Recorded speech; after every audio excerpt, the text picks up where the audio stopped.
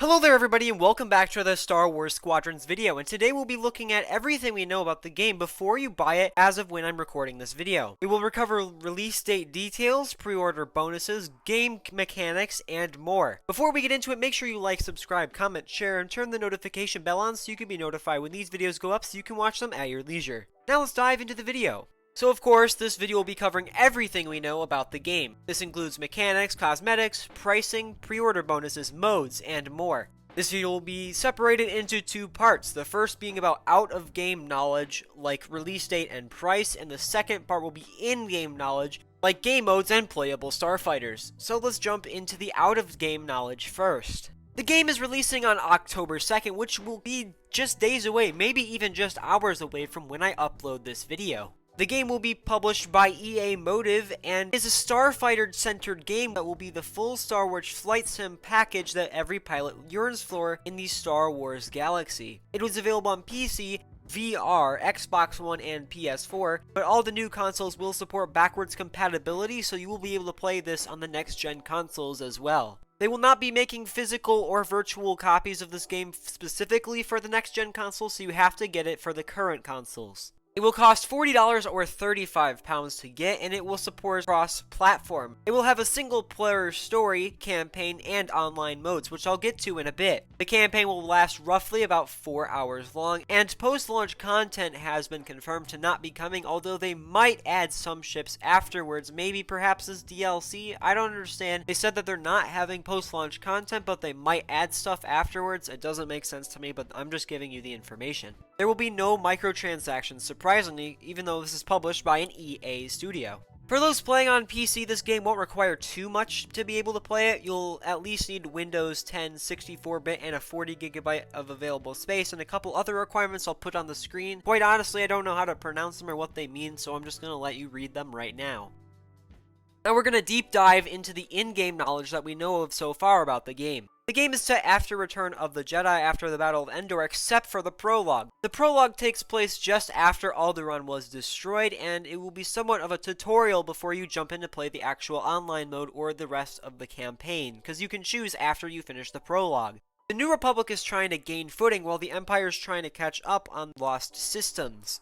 You've confirmed to be able to meet characters such as Wedge Antilles, Hera Syndulla, and Admiral Rey Salone from the Aftermath trilogy, and there is rumors about Moff Gideon appearing into this game, which would be amazing to see. You will be playing both sides of the war, so not just the New Republic and not just the Empire. You'll be switching back and forth for each mission. The New Republic Squadron is called Vanguard Squadron, while the Imperial Squadron is called Titan Squadron. Case Cassandorna will be the leader of Titan Squadron, while Reo High Moon will be the leader of the Vanguard Squadron. You will only be able to play this game in first person to boost immersion, and there will be 8 playable vehicles in the game with 4 different classes, and we're going to go over those right now. The ships in each class are the TIE Fighter and X-Wing for the Fighter class, which has the combination of all stats in the game, so it'll be the most balanced out starfighter class in every situation. The Bomber class contains the TIE Bomber and the Y-Wing, which have superior firepower but low speed and toughness. The support ships support the TIE Reaper and the U-Wing, which aim to support your team in fights and have higher speed and health but low offensive capabilities. Finally, the Interceptor class ships are the TIE Interceptors and the A-Wing, which have maximum speed capabilities but somewhat lower health and damage. This increased speed will allow for these ships to drift smoother than the others, and yes, you can actually drift in this game. In Star Wars canon, most Imperial TIE fighters are not equipped with shields, with the exception being the TIE Reaper, and the game will stay true to that. In my opinion, the TIE's view is also more constricted, which is another reason why I hope to mainly play as the New Republic in this game, specifically the A-Wing and the X-Wing, because you can see the most and they have shields. Non-playable ships that will appear in the game include the Starhawk, the Star Destroyer, the Light Cruiser, the Blockade Runner, the Imperial Shuttle, a Nebulon B frigate, a Rebel transport, an MC-85 Star Cruiser, Home One, Iden Versio's ship, and potentially more ships like the Ghost, which Hera does appear to be in this game, so it's very possible the Ghost could be in the game as well, but keep in mind that all these ships are not playable. While viewing the battle from your cockpit, you will be able to see sensors, components, which I will cover in a bit, speed, power, ship status indicator, combat display or targeting computer, and laser charge, which might only appear on starfighters. Now let's talk about the customization. You can fully customize your pilot and the ship in this game with a variety of alien species, colors, modifications, bobbleheads, and outfits. Some cosmetic items are pre-order bonuses like the Imperial Ace items and the New Republic Recruit items. The Imperial Ace items are the yellow-themed pilot and starfighters, while the New Republic Recruit items are the dull cyan-colored pilot and ships. For the New Republic, you can customize your species to be human, Celestin, Twi'lek, Trandoshan, Imbanese, Abedmado, Duras, and potentially more. You can buy skins with glory points and upgrade your ship with requisition points earned through gameplay. As you level up and complete different events and complete the campaign, you will earn different cosmetic packs comparable to the pre-order bonuses to equip. So you'll be able to have all of one color scheme for your pilot and all of your ships. Now let's talk about playable locations you can play in Star Wars Squadrons. You can fly in 6 different locations, which are Yavin Prime, the Nadiri Dockyards, which is where the New Republic is producing the Starhawk ship, SLSS, which is an Imperial outpost, Galatan, which is a distant moon in the Outer Rim, the Xavian Abyss, which is an area full of shipwrecks, maelstroms, and electric charges, and Susabo, which is surrounded by a debris field from old Imperial ships. I'm not sure if I said that last one correct, so my apologies if I did not.